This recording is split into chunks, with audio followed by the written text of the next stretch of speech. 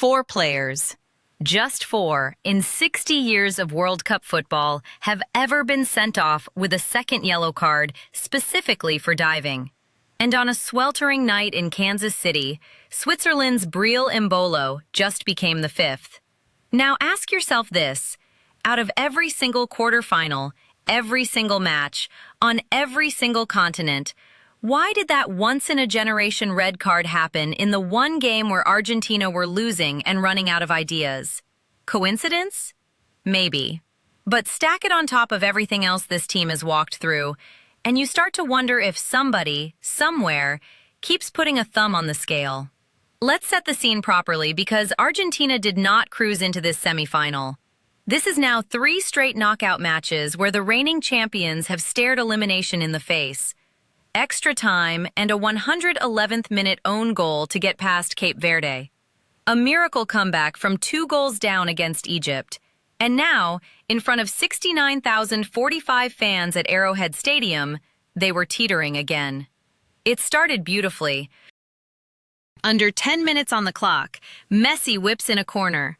Alexis McAllister glances it into the far corner, and just like that, Messi picks up his 10th career World Cup assist. Remarkably, 10 different goal scorers across 10 assists, stretching all the way back to 2006. 1-0. Simple, right? Except it wasn't. Argentina couldn't build on it, and Switzerland, far from folding, took the game by the throat. Murat Yakin's side controlled possession, pressed with real conviction, and by the second half were carving out chance after chance.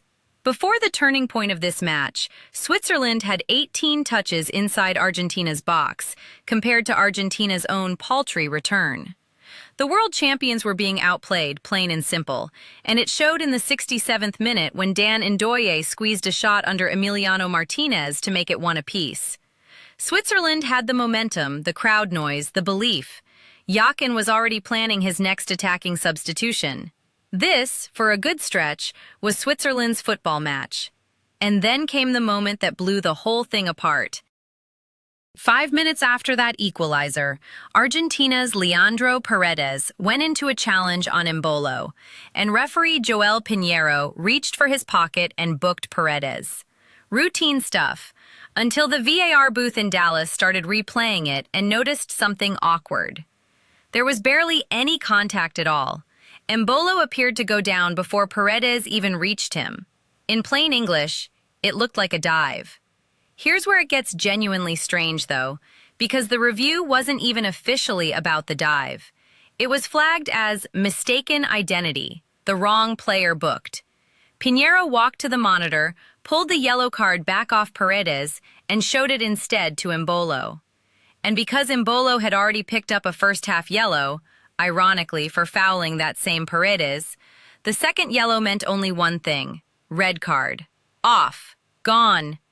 Embolo collapsed to the turf, face buried in his hands, led away in tears by his own teammates, while Switzerland's World Cup dream walked off the pitch alongside him.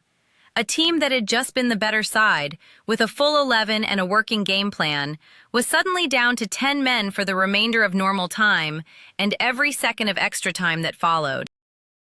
Now here's why that number 4 matters so much. In 60 years of this tournament, exactly 4 players before Embolo had ever been sent off specifically for simulation.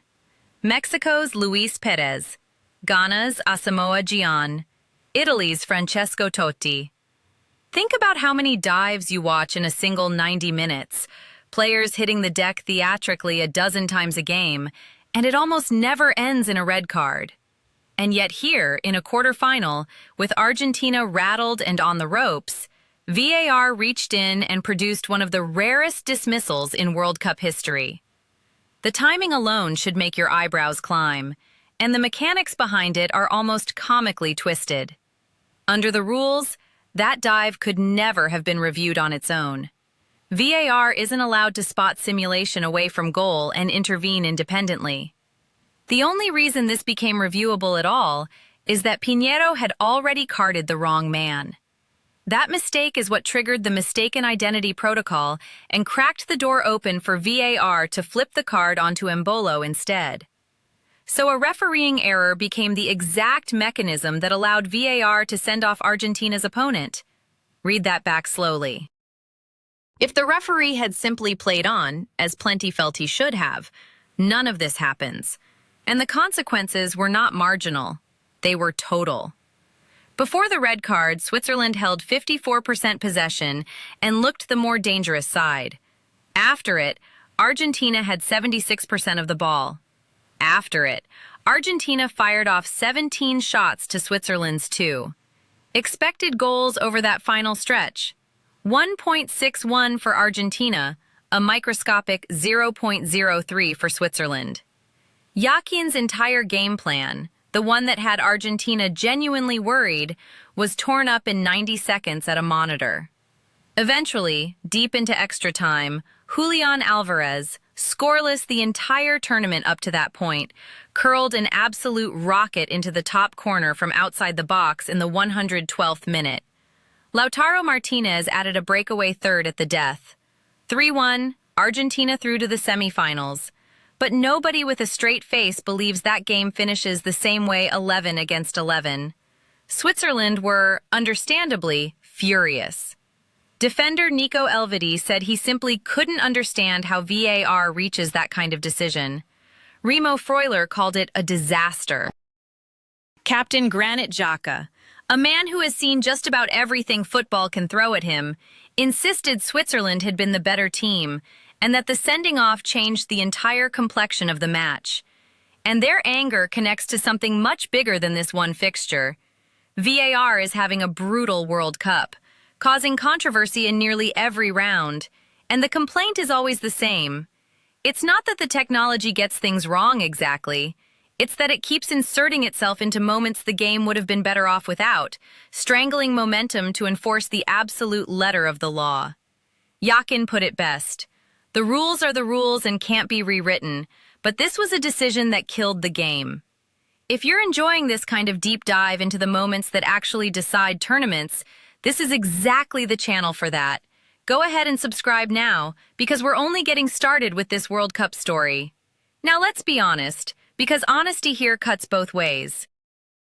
On the pure letter of the law, Argentina were not robbed. And painfully for Swiss fans, they weren't robbed either. Embolo did dive. That's genuinely hard to dispute.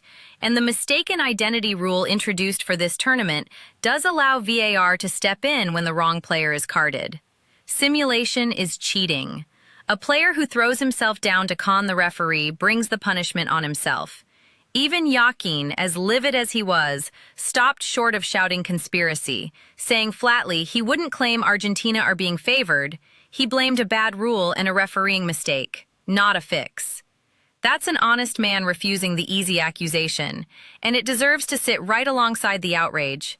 But here's the real story, the uncomfortable part. It was never about whether this single call was technically correct. It's the pattern. And the pattern is getting very hard to wave away. When Egypt screamed for a penalty deep into stoppage time against Argentina, VAR stayed completely silent.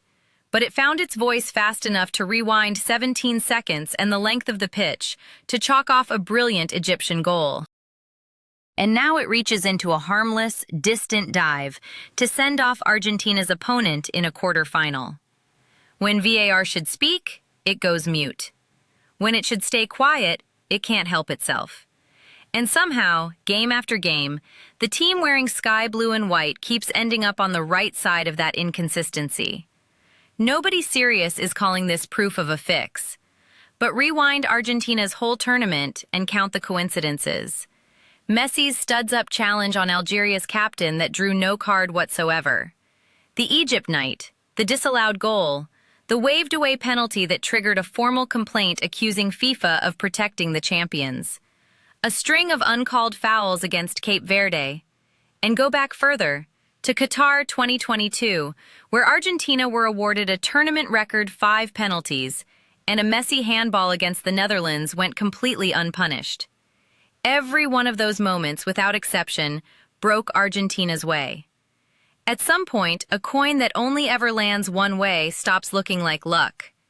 And here's the twist that complicates the whole Argentina are being carried theory. This team is genuinely wobbling. Messi failed to score for the first time in 10 straight World Cup matches, snapping a remarkable streak.